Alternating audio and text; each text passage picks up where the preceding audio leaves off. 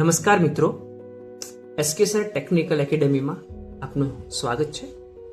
આજે આપણે UGVCL electrical assistant 2026નું જે તાજેતરમાં હમણાં પેપર લેવાયું છે એ પેપરના બધા જ પ્રશ્નોનું 5 ભાગમાં વિસ્તૃતમાં સરળ રીતે સમજીશું. ફક્ત જવાબ જ નહીં, દરેક પ્રશ્ન પાછળનું કારણ પણ સમજીશું. તો ચાલો શરૂ કરીએ. પહેલો પ્રશ્ન છે, ટ્રાન્સમિશન લાઇનમાં વર્ટિકલ ક્લિયરન્સ ક્યાંથી મપાય છે? તો તમે આકૃતિમાં બાજુમાં જોઈ શકો છો કે બે પોલ છે અને બે પોલ વચ્ચે કંડક્ટર છે. હવે કંડક્ટરનો જે નીચેનો ભાગ છે, મતલબ કે જે કંડક્ટરનો સેન્ટર પોઈન્ટ છે, એ પોઈન્ટથી નીચે જમીન સુધીનું જે ડિસ્ટન્સ રહ્યું એને આપણે વર્ટિકલ ક્લિયરન્સ કહીએ છીએ. તો આપણો ઓપ્શન નંબર બી એ સાચો છે. ઓકે. પ્રશ્ન નંબર 2, અર્થિંગ શા માટે જરૂરી છે? તો બહુ જ સરળ પ્રશ્ન છે. શોભા માટે, લાઇટિંગ માટે, સુરક્ષા માટે કે વોલ્ટેજ વધારવા માટે આપણે બધા જ જાણીએ છીએ. અને આપણે આકૃતિમાં એક સરસ ઉદાહરણ દ્વારા સમજ્યા છીએ કે બાજુમાં એક વોશિંગ મશીન આપેલું છે ને એમાં બોડી અર્થ કરેલી નથી, અને જ્યારે કોઈ માણસ જ્યારે તેને ટચ કરે છે ત્યારે લીકેજ કરંટ એની બોડી થ્રુ જમીન પર જાય છે. આપણે બધા જાણીએ છીએ કે 30 મિલી એમ્પિયરથી ઓછો કરંટ જો કોઈ પણ માણસના બોડીમાંથી જો ગ્રાઉન્ડ થાય છે તો માણસ મૃત્યુ પામે છે. તો બાજુમાં એક એવી ફિગર આપી છે જેના અંદર આપણે પ્રોપર અર્થિંગ કરેલું છે. તો જો બોડી પર લીકેજ કરંટ હશે તો પણ અર્થિંગ દ્વારા એ લીકેજ કરંટ ગ્રાઉન્ડ થઈ જશે અને આપણે સુરક્ષિત રહીશું. તો સુરક્ષા માટે અર્થિંગ ખૂબ જ જરૂરી છે. ઓકે. પ્રશ્ન નંબર 3, મેન્ટેનન્સની કામગીરી શરૂ કરતા પહેલા સપ્લાયમાં શું કરવું જોઈએ? બહુ જ સરળ પ્રશ્ન છે. જનરલી કોઈ પણ કામ, ઇલેક્ટ્રિકલ ફિલ્ડનું કોઈ પણ કામ રહ્યું એ સપ્લાય બંધ કરી અને કરવું એ હિતાવત છે.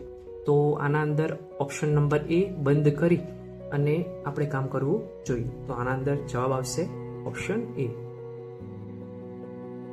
ગ્લોવ્સ અને હેલ્મેટનો ઉપયોગ શા માટે થાય છે? તો ઇલેક્ટ્રિકલ ફિલ્ડના અંદર ગ્લોવ્સ અને હેલ્મેટ એ પીપીઈ કિટમાં આવે છે. ગ્લોવ્સ એ જનરલી આપણે કોઈ પણ ઇલેક્ટ્રિકલ કામ કરતા હોઈએ, ઓકે, તો ત્યારે એના માટે આપણે જો પહેર્યા હોય તો એના કારણે આપણે કોઈ પણ હાથને કરંટ, ઘર્ષણ કે ઈજાથી આપણને બચાવે છે. જ્યારે હેલ્મેટ આપણે કોઈ સાઇટ ઉપર કામ કરતા હોઈએ, ઇલેક્ટ્રિકલ સાઇટ હોય કે સિવિલ સાઇટ હોય, બરાબર, તો ઇલેક્ટ્રિકલ સાઇટ પર કામ કરતા હોઈએ ત્યારે ઉપરથી કોઈ એવી વસ્તુ આપણા માથા પર પડે તો એના રક્ષણ માટે આપણે હેલ્મેટ પહેરતા હોઈએ છીએ.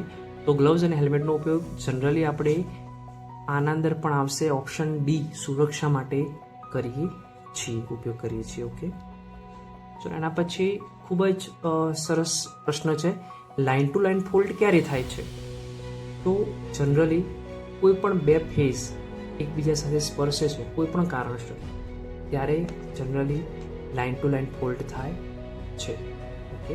તો આના અંદર ઓપ્શન નંબર બી, બે ફેઝ કંડક્ટરને સ્પર્શે ત્યારે. એના પછી નીચે પૈકીનો સૌથી ગંભીર ફોલ્ટ કયો છે? 4 ઓપ્શન આપેલા છે, single line, line to ground, 3 phase fault અને ઓપન સર્કિટ.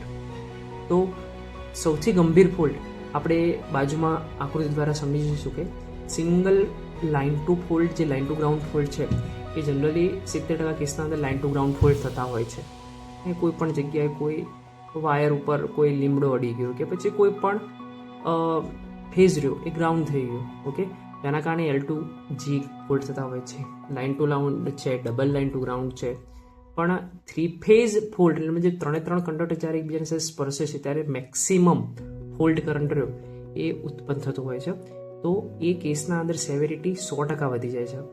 તો સૌથી ખરાબ કહેવાય છે એવી વસ્તુ, જેથી આના અંદર આપણો ઓપ્શન નંબર સી સાચો રહેશે, 3 phase fault. Okay. Option number 7 ઉપર જઈશું. સર્કિટ બ્રેકરનો ઉપયોગ શાના માટે થાય છે?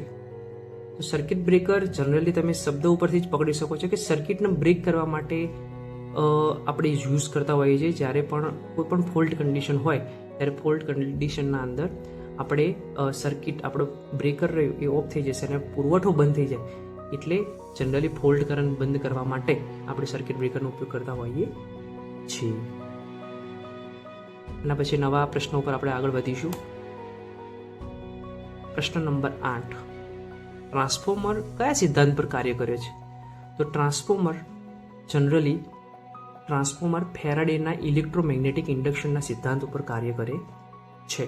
ઓકે, એના સિવાયના ઓહમનો નિયમ છે, ન્યૂટનનો નિયમ છે, કુલમનો નિયમ છે, બધાના અલગ અલગ નિયમો છે, પણ ટ્રાન્સફોર્મર છે એ ફેરાડેના નિયમ પર કામ કરે છે. તો option B is the correct answer. Transformer કયા પ્રવાહ પર કાર્ય કરે છે? તો જનરલી ટ્રાન્સફોર્મર હંમેશા યાદ રાખવું એસી સપ્લાય પર જ કામ કરે છે. તમને એવો પ્રશ્ન થતો હશે કે કેમ ડીસી ઉપર કામ ના કરે? તો ટ્રાન્સફોર્મર એ જનરલી આપણે જાણીએ છીએ, આપણે આગળ બી જોયું કે ફેરાડેના ઇલેક્ટ્રોમેગ્નેટિક ઇન્ડક્શનના સિદ્ધાંત પર કાર્ય કરે છે. ત્યારે પ્રાઇમરી સાઇડ જ્યારે તમે સપ્લાય આપો છો ત્યારે ફ્લક્સ જે લિંક થાય છે એ ફ્લક્સ લિંક આપણને ખબર છે કે E = d∅dt. ફ્લક્સ લિંક થાય છે સેકન્ડરીના અંદર, પણ ડીસીના અંદર કોઈ ફ્લક્સ લિંકેજ થતું નથી, અને ફ્લક્સ લિંકેજ થતું ના હોવાના કારણે સેકન્ડરીમાં EMF ઇન્ડ્યુસ થઈ શકતું નથી. એના કારણે ટ્રાન્સફોર્મર હંમેશા એસી પર કામ કરે છે. તો આના અંદર ડીસી, બેટરી, એસી અને ડીસી બંને કે એસી, તો આના અંદર ઓપ્શન નંબર ડી આપણો સાચો આન્સર છે. કયો ટ્રાન્સફોર્મર વોલ્ટેજ વધારે છે? તો જનરલી ટ્રાન્સફોર્મર આના અંદર ઓપ્શન આપેલા છે સ્ટેપ ડાઉન, પાવર ડિસ્ટ્રીબ્યુશન કે સ્ટેપ અપ. તો સ્ટેપ ડાઉન ટ્રાન્સફોર્મર હંમેશા વોલ્ટેજ ડાઉન કરવા માટે આપણે વાપરીએ છીએ, અને સ્ટેપ અપ જે ટ્રાન્સફોર્મર છે એને આપણે વોલ્ટેજ અપ કરવા માટે વાપરીએ છીએ, મતલબ કે વધારવા માટે વાપરીએ છીએ. તો આમાં આપણો જવાબ આવશે સ્ટેપ અપ ટ્રાન્સફોર્મર. નવા પ્રશ્નો તરફ આપણે આગળ વધીશું. પ્રશ્ન નંબર 11. ટ્રાન્સફોર્મરમાં ઉર્જા કઈ રીતે ટ્રાન્સફર થાય છે?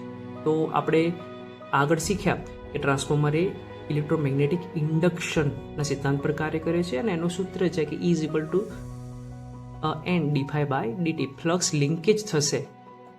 લિંકેજ થશે ત્યારે જ EMF ઇન્ડ્યુસ થશે સેકન્ડરીમાં. તો એ રીતના અહીંયા ફ્લક્સ એટલે વન ટાઈપ ઓફ ચુંબકીય ક્ષેત્ર. ફ્લક્સને આપણે ચુંબકીય ક્ષેત્ર કહીએ છીએ. તો ચુંબકીય ક્ષેત્રથી ટ્રાન્સફોર્મરમાં ઉર્જા ટ્રાન્સફર થાય છે.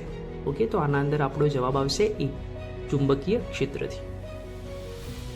સિંગલ ફેઝ ટ્રાન્સફોર્મર મુખ્યત્વે કયા ઉપયોગમાં લેવામાં આવે છે? તો સિંગલ ફેઝ ટ્રાન્સફોર્મર, આમાં તો આપણે બંને 3 ફેઝ ટ્રાન્સફોર્મર બતાવેલા છે, પણ જે ફિગર નંબર અહીંયા આગળ જે બતાવી છે પહેલી ફિગર, એના અંદર ટ્રાન્સફોર્મરના અંદર ડિસ્ટ્રીબ્યુશન ટ્રાન્સફોર્મર બતાવેલું છે. ડિસ્ટ્રીબ્યુશન ટ્રાન્સફોર્મરના અંદર શું ન્યુટ્રલ હોય છે, અને 3 ફેઝમાંથી એક ન્યુટ્રલ અને એક ફેઝ એ આપણે કોઈ પણ અહીંયા ઘર બતાવ્યું છે, તો એ ઘરના અંદર આપણે કોઈ પણ ફેઝ અને ન્યુટ્રલ સાથે આપણે આપણા ઘરમાં લઈ અને એનો ઉપયોગ કરી શકીએ છીએ. તો સિંગલ ફેઝ ટ્રાન્સફોર્મર એ હંમેશા ઘરેલું ઉપયોગ માટે હોય છે, કારણ કે નાના વોલ્ટેજ, ઓછા વોલ્ટેજ ઉપર કામ કરે છે, 230 વોલ્ટેજ ઉપર. તેથી આપણે એનો ઉપયોગ ઘરેલું ઉપયોગ માટે કરીએ છીએ. તો આના અંદર ભારે ઉદ્યોગ, ટ્રાન્સમિશન લાઇન, પાવર સ્ટેશન કે ઘરેલું ઉપયોગ. તો આન્સર ડી એ આપણો સાચો આન્સર છે. કોપર લોસ કઈ વસ્તુ પર આધારિત છે? તો કોપર લોસ જ્યારે પણ આવે ત્યારે તમારે યાદ રાખી લેવાનું કે P = I²R. કોપર લોસ હંમેશા કરંટના વર્ગના સમપ્રમાણમાં હોય છે. તેથી ઓપ્શન નંબર બી, કરંટ, એ આપણો સાચો આન્સર છે. તો કોપર લોસ કઈ વસ્તુ પર આધારિત છે? તો કરંટ પર આધારિત છે. આયર્ન લોસને શું કહેવામાં આવે છે? આયર્ન લોસ એટલે ટ્રાન્સફોર્મરના અંદર જે કોર હોય છે, એ કોરના અંદર જનરલી ચુંબકીય ફ્લક્સના વારંવાર બદલવાના કારણે આપણે આયર્ન લોસ થતો હોય છે. આયર્ન લોસના મુખ્યત્વે 2 પ્રકાર હોય, કે હિસ્ટેરેસિસ લોસ હોય છે અને એક એડી કરંટ લોસ હોય છે. બરાબર? એટલે કોરમાં થતા લોસને આપણે કોર લોસ કહીએ છીએ, અને એ આયર્ન લોસ પણ એને કહેવામાં આવે છે. તો option number C, core loss, એ આપણો સાચો આન્સર છે. ટ્રાન્સફોર્મરમાં મહત્તમ કાર્યક્ષમતા ક્યારે મળે છે?